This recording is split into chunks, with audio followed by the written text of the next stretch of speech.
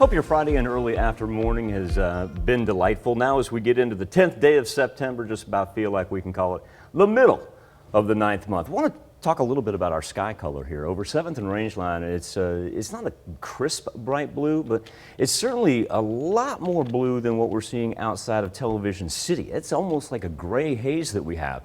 So let's go ahead and jump to our air quality map, interactive-wise, and you can tell that central portion of the 4 states there is considered in that yellow category. Now, that's it's nothing terrible by any means, but it does give you an idea with the over here, the particulate matter and the ozone.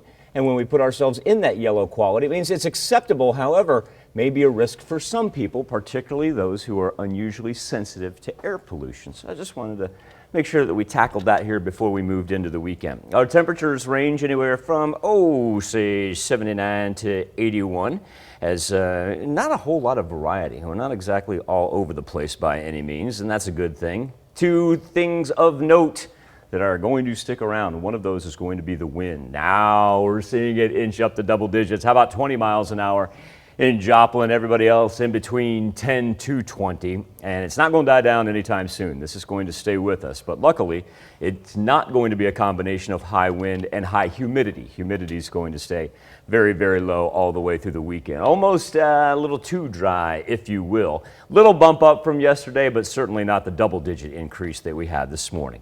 Wonderful looking Skywatch storm tracker, not only for us, but for most of the Midwest. Big difference with the jet stream is how it's progressed just a little bit to the east. Yesterday, it's coming about straight down through us. Now we're seeing those arrows begin to split and make their way east of the Mississippi. And second consecutive day, that cutoff low has been staying right there. Do love the fact that we're seeing some rain up in the Pacific Northwest. They need it to help with the fires, and it's not looking like anything severe.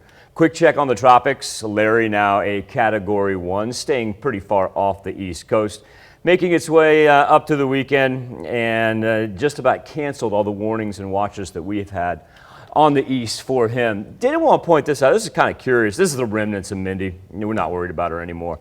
But at one point in time, back when Larry had dropped down a little bit to the south, they're just about on a collision course. And then when we reconvene on Monday, tell you what we're going to be talking about is going to be a low pressure system. I can kind of put it for you. We don't want that high pressure system. Here, let's exactly nail this thing here. This low pressure system right here, right in there. Okay. Ah! I knew I'd get it. Anyway, that's the one we're going to look at as this thing comes over the Yucatan. It's going to make its way into the Gulf. If that sounds familiar, this time of year is when those conditions are ripe for those to reform. Watches and warnings, though, for the most part, of course, staying up in Big Sky country, Pacific Northwest, West Coast with all the heat and the fire activity.